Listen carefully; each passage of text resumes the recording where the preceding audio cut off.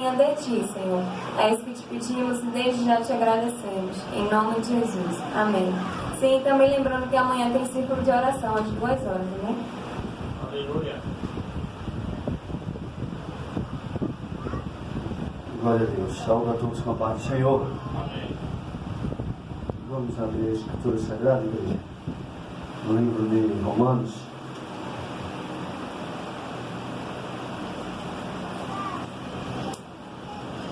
Vamos falar hoje sobre mais um ponto que a nossa dominação abraçou como base de fé. É uma doutrina da qual podemos dizer que crida, observada e aderida por quase todos os ministérios, sem exceção de nenhum, seja ele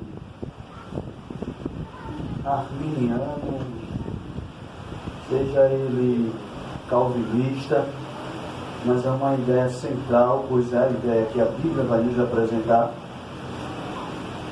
e que é essa ideia que nós acreditamos, conforme com a Bíblia, como nós iremos ver. Capítulo 3 de Romanos.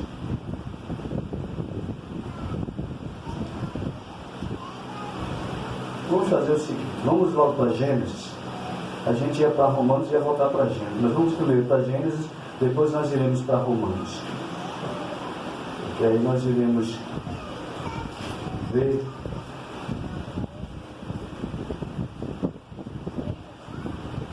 a posição que a Bíblia vai nos dar acerca dessa grande controvérsia existente entre a humanidade.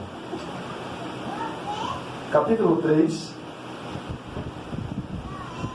de Gênesis, capítulo 3, lembra? De Gênesis,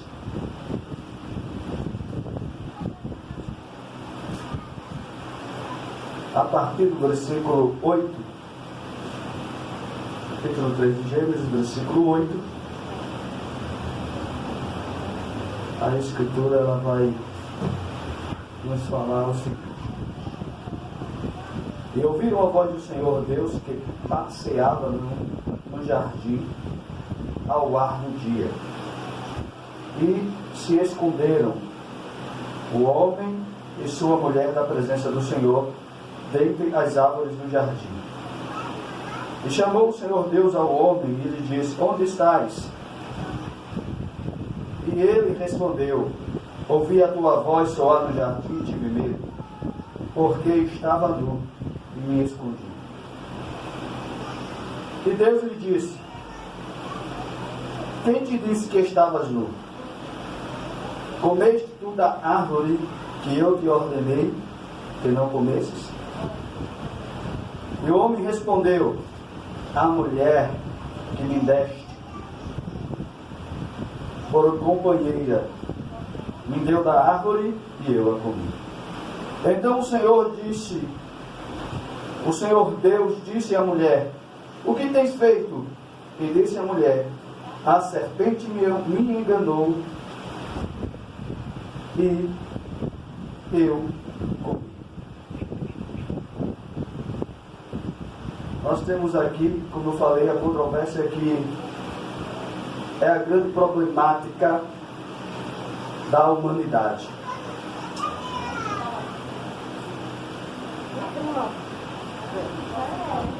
É aquela questão. Fizeram até um filme, né? Acho que foi o ano passado, né? Foi lançado esse filme. A culpa é das estrelas. Se eu não me engano, foi o ano passado. Foi isso que esse filme foi lançado, estreado? Faz tempo, né? Pronto. Então eu vim saber dele o ano passado. Por isso que para mim ele estreou o ano passado. Mas fizeram esse filme. A culpa é das estrelas. Nós estamos diante aqui de um relato onde a Bíblia ela vai mostrar essa grande problemática da humanidade. A gente vemos que o texto vai mostrar que a ordem foi direta a Adão. Deus ele falou diretamente com Adão, dizendo para que Adão que ele não deveria comer do fruto da árvore que estava centralizada no jardim, que se certamente ele comesse, ele iria morrer. A Bíblia vai dizer que a serpente, ela entra em ação e induz Eva a comer do fruto. E aí então, provavelmente deu a seu esposo, o qual comeu. O que nós vamos ver hoje é justamente a respeito do pecado universal, como assim nós cremos. E como assim é uma doutrina que, como eu falei a princípio, é uma doutrina que quase todas as denominações cristãs irão abraçar. É a doutrina da culpa do homem, o pecado universal. E a gente olhamos em Gênesis, onde o texto mostra que ambos erraram. E quando o Senhor chamou para o acerto de conta, como a ordem foi direta para Adão, o Senhor ele foi diretamente a Adão tomar conta do seu erro. E o texto mostra que Adão disse que eu não tenho culpa. A culpa foi direta, foi ela que comeu e me deu. Eva, por sua vez, jogou a culpa na serpente. A serpente não teve quem culpar, veio culpar esses dias agora, dizendo que a culpa é das estrelas. Ou seja, você já observou que sempre a culpa é de alguém? Essa é a grande problemática da humanidade. A culpa nunca é minha. Eu nunca sou o culpado. A culpa sempre é de alguém. O culpado sempre é alguém. Nunca serei eu o culpado. Eu sempre vou procurar alguém para culpar pelos meus erros. Alguém sempre levará a culpa das minhas ações. Eu procedi de uma forma porque não foi culpa minha, foi culpa de alguém que eu estava quieto no meu canto e alguém veio e me cutucou. Então eu revidei. A culpa não foi minha, eu estava quieto. Essa é a ideia da humanidade. Essa é a ideia que a gente vimos nesse capítulo 3 do livro de Gênesis. A gente vai ver que, mediante essa culpa, algumas coisas a gente pode observar lá no livro de Gênesis, que o homem, mediante a culpa, ele fez. A primeira coisa, o que foi? Se escondeu de Deus. É o que o texto vai mostrar. Que o Senhor, pela viração do dia, variação do dia, como está aí em algumas traduções, vai mostrar que havia um tempo em que Deus ele entrava, descia e passeava no jardim. E acredito que ali ele conversava com Adão, ali ele instruía Adão, ali ele tratava de alguns assuntos com Adão. Era costumeiro isso. A Bíblia vai dizer que uma dessas ocasiões em que o Senhor ele vem justamente naquela hora, Adão não estava. Adão havia se escondido. E a Bíblia vai mostrar que Deus chama por Adão e pergunta: aonde estás? E a resposta de Adão é: fiquei com medo do Senhor. Medo. Vamos lá para Romanos agora, capítulo 3. Vamos ver como é que a Bíblia se posiciona diante dessa grande questão. A culpa é das estrelas.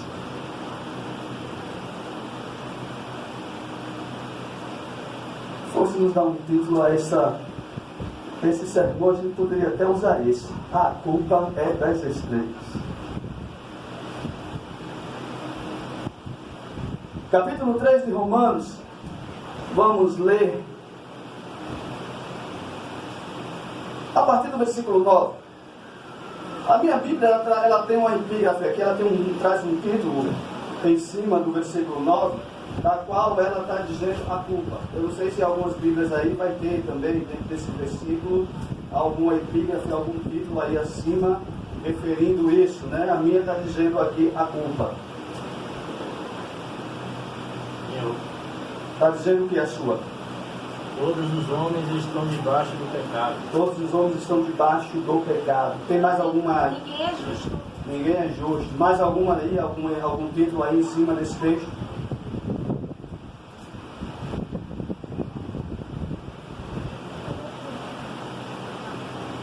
Então vamos lá. Capítulo 3, versículo 9 do livro de Romanos. Está escrito: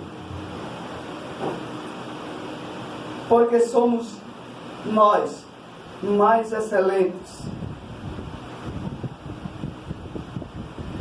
De maneira nenhuma, ele faz uma pergunta, né? Pois que somos nós mais excelentes. Entenda isso. Paulo está chamando a atenção dos judeus, certo?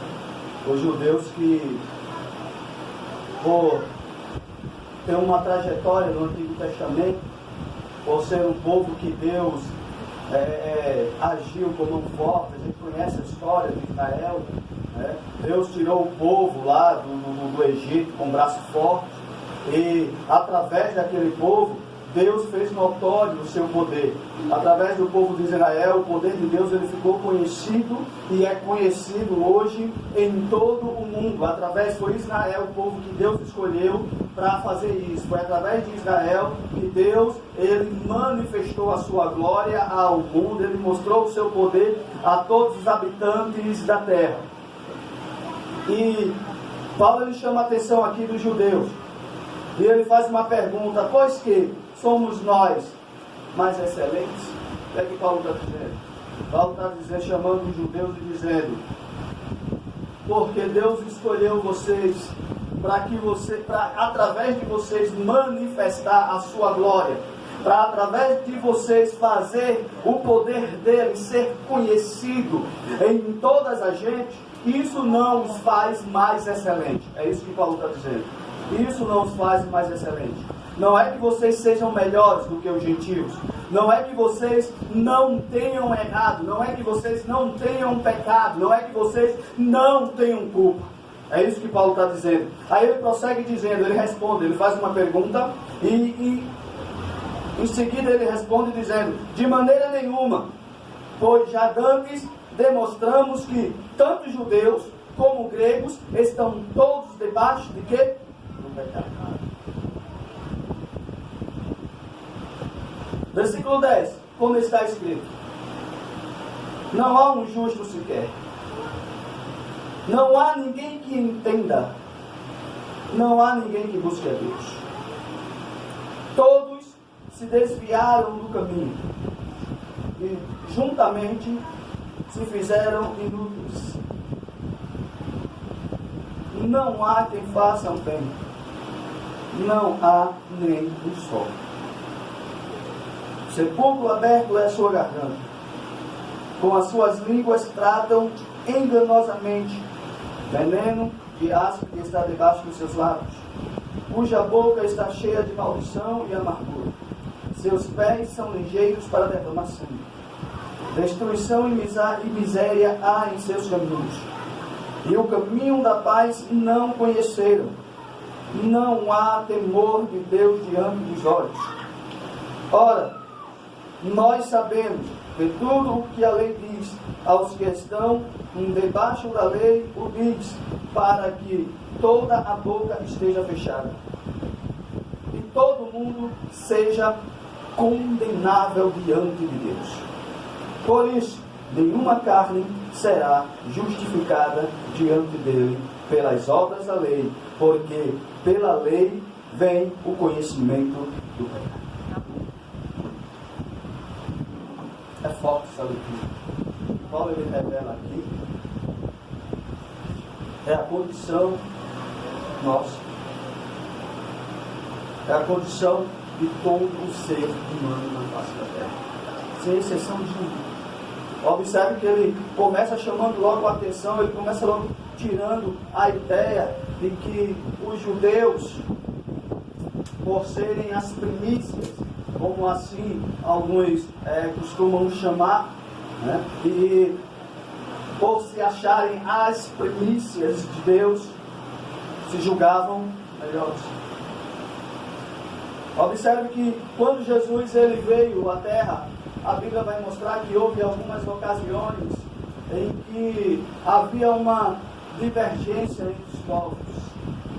Havia uma dificuldade entre os judeus de se relacionarem com outros povos, porque os judeus os chamavam de cães.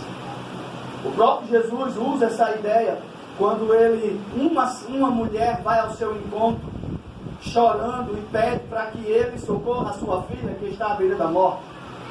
E a Bíblia mostra que Jesus, ele, usando a ideia que os judeus tinham, pois havia muitos judeus ali ao seu redor, diz o texto que Jesus usa a ideia deles e responde àquela mulher: não é lícito tirar os pães da boca, o pão da boca dos filhos, para dar aos cachorrinhos. E aquela mulher, ela responde dizendo: porém, Senhor, eu sei, mas porém, os cachorrinhos se alimentam das migalhas que caem da mesa dos seus donos. Nesse diálogo de Jesus com aquela mulher, vai mostrar a rejeição dos judeus pelos outros povos. Pelo fato de se julgarem, serem o povo escolhido, serem o povo santo, serem a nação, como Pedro vai dizer lá na sua carta, no capítulo 3, no versículo 9, por ser a nação eleita, o sacerdócio real. Então, por eles se acharem e serem isso, eles menosprezavam os outros povos. E Paulo, ele começa logo chamando a atenção dele para essa verdade, que não há ninguém justo.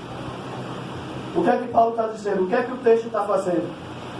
O texto está dizendo: a culpa não é das estrelas. O texto está dizendo: a culpa é sua, a culpa é minha. É isso que o texto está dizendo. O texto está dizendo: a culpa é de nós todos. Todos nós somos culpados. Todos nós. Observe que ele vai dizer: não há um justo nenhum sequer, no versículo 10. No versículo 11 ele diz: não há ninguém que entenda. Não há ninguém que busque a Deus.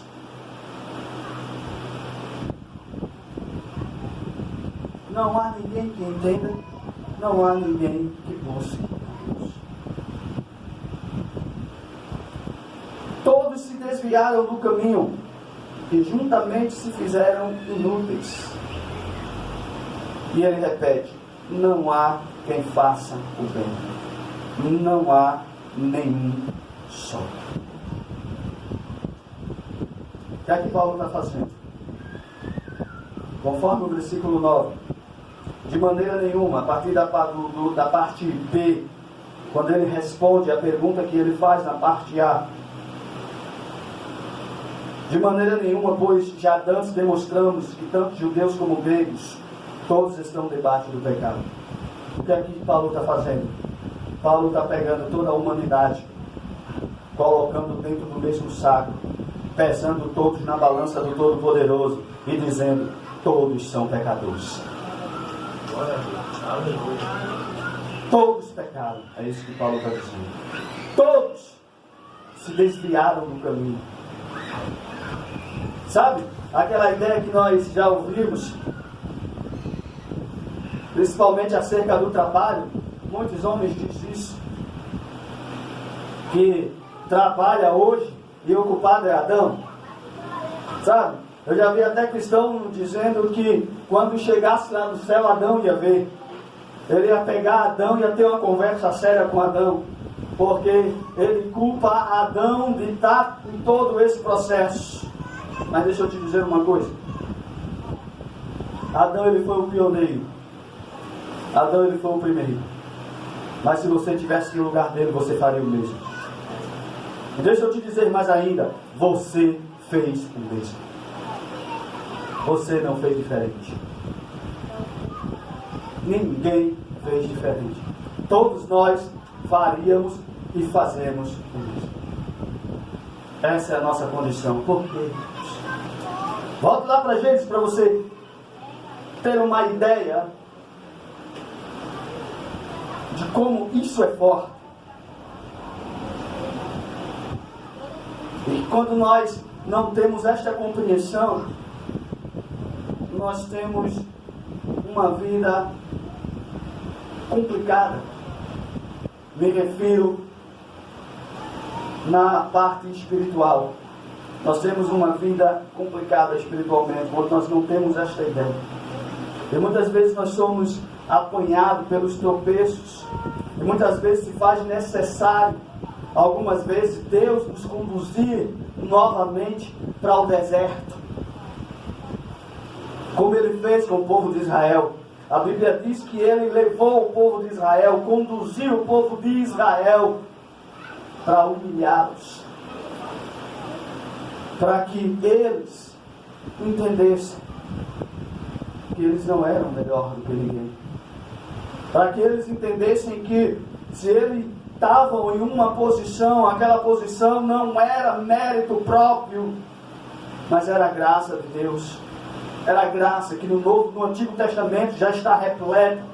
A graça já era manifestada no Antigo Testamento, através da misericórdia divina, por um povo rebelde. A Bíblia vai dizer que este povo, 45 dias que sai do Egito, blasfema contra esse Deus. 45 dias que esse povo viram os sinais. 45 dias depois que aquele povo viu as manifestações de Deus no Egito, o poder de Deus, a afronta, posso até assim dizer, de Deus aos deuses que os egípcios acreditavam que existia e serviam. Depois de que aquele povo viu tudo aquilo e ainda o mar sendo aberto, eles passando a pés enxuto e no mar perdendo, morrendo, sendo destruídos todos os seus algozes, os seus inimigos. 45 dias depois daquela situação, eles blasfemam contra o Senhor e eles pegam Moisés, colocam Moisés na parede e eles perguntam: não havia sepulcro no Egito para que tudo estivesse tirado de lá, para que a gente pereçamos neste deserto? Era esse povo que em uma ocasião, quando Deus deu a ordem para que Moisés subisse ao monte, porque Deus iria dar a ele a lei, ia escrever a lei para que eles cumprissem o seu regulamento. Diz o texto que quando Moisés estava lá 40 dias, a Bíblia vai dizer que o povo embaixo estava dançando, o povo embaixo estava festejando, o povo embaixo estava adorando, não ao Todo-Poderoso, mas a um bezerro de ouro. E a Bíblia vai dizer que Deus se ira com aquele povo. Que se você analisa, essa é a primeira vez, não posso afirmar se é a última, mas essa pelo menos é a primeira vez em que você vai ver Deus dizendo: o teu povo pecou, Moisés. Você consegue entender isso? Deus sempre trata com o povo de Israel dizendo: o meu povo. Segunda Crônicas, 7:14, bastante conhecido, O que é que diz? Se o meu povo, que se chama pelo meu nome. Não é assim? Em muitas outras situações, em muitos outros versículos, Deus trata o povo como dele. Ele diz: o meu povo, ele chama o meu povo. Ele chama Israel do seu povo, ele trata Israel em uma situação de uma forma ainda mais minuciosa, porque ele chega a comparar Israel com uma menina dos seus olhos. Mas na ocasião do bezerro, Deus ele disse a Moisés: Moisés, desce, o teu povo pecou contra mim. A ira de Deus ela se acendeu de uma forma para aquele povo, que ele disse: Moisés, o teu povo, ele não disse o meu povo, ele disse: é teu povo, está pecando. A Bíblia vai mostrar que mais na frente a graça dele é derramada outra vez por esse povo, porque ele ama, porque ele é um Deus amoroso, ele é um Deus que se compadece, ele é um Deus que tem prazer em perdoar, como nós o conhecemos. E isso, como diz Jeremias na sua lamentação, quando ele escreve no capítulo 3, a partir do versículo 22, Jeremias ele vai falar isso em forma de lamentação, e ele vai dizer: as misericórdias do Senhor é a causa de nós não sermos consumidos. Isso é o grande privilégio que nós temos. Então, não há diferença entre judeu, porque, veja aí, Gênesis capítulo 4,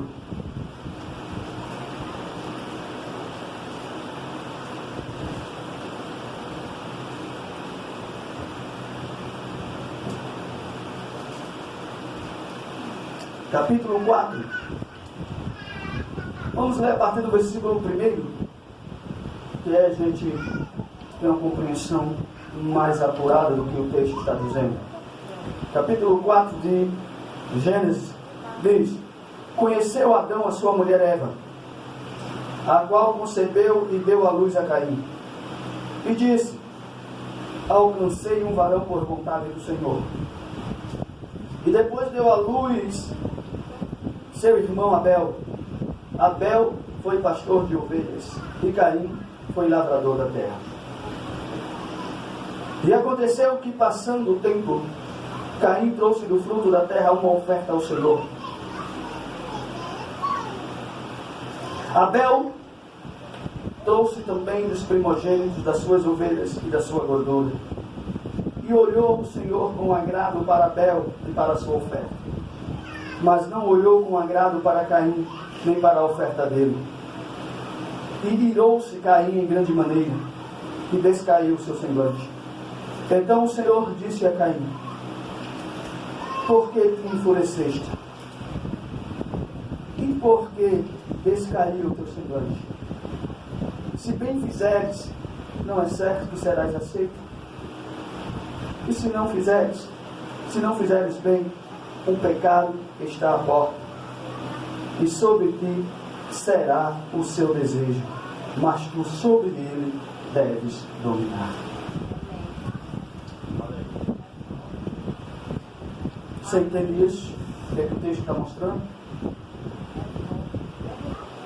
O texto, a gente sabe que o Salmo 139, a Escritura diz, o salmista, ele mostra que Deus, em sua onisciência, sabe de todas as coisas, inclusive o nosso coração. Ele sonda, como diz o salmista: Senhor, tu me conheces e me sondas, sabes tudo ao meu respeito. Conhece o meu sentar, o meu deitar, o meu levantar. Antes que haja uma palavra em minha boca, eis que tudo o Senhor conhece. Para onde me irei do teu Espírito? E ali o salmista, ele mostra que Deus, na sua onisciência, sabe de todas as coisas, na sua presciência e virtude.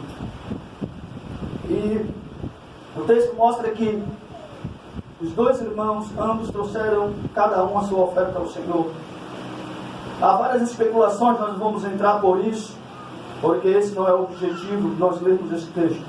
Mas há várias objeções levantadas acerca porque Deus recebeu o sacrifício de um e de outro não. Mas nós não vamos entrar por isso. O que eu quero chamar a sua atenção é para o fato de que a Bíblia vai mostrar que Caim, pelo fato de não ter sido aceito o seu sacrifício, o seu coração se encheu de ira. E a Bíblia vai mostrar que o seu semblante descaiu. E isso na Bíblia significa que é aquele coração pesaroso e pensativo, maquinando tomar uma posição, uma situação mediante aquela circunstância. Então a Bíblia diz que Deus, ele sonda o coração de Caim, ele vê a intenção, ele viu o que Caim estava prestes a fazer, e ele chama Caim, e ele dá um conselho para Caim, e ele diz: Caim, se bem fizeres, tu não serás aceito. O que é que Deus está dizendo? Caim, oferece novamente, agora oferece diferente, eu aceito. Mas se não fizeres bem, o pecado jaz à porta. Aí Deus vai dizer, a ideia é para que você domine o pecado, mas caso contrário, o pecado vai te dominar. E o que acontece? O que é que o texto diz? Versículo 8, diz o texto: e falou Caim a seu irmão Abel, e aconteceu que quando eles estavam no campo, Caim se levantou contra seu irmão Abel e o matou. E o Senhor disse a Caim: onde está Abel teu irmão? E ele respondeu: não sei, sou eu guardador do meu irmão? E ele disse: o que tens feito? A voz do sangue do teu irmão clama a mim desde a terra. Agora, pois, maldito és tu desde a terra, que abriu a sua boca para receber da tua mão o sangue do teu irmão. O que é que acontece com a humanidade? Como é que a humanidade vive hoje? Como é que nós vivemos hoje?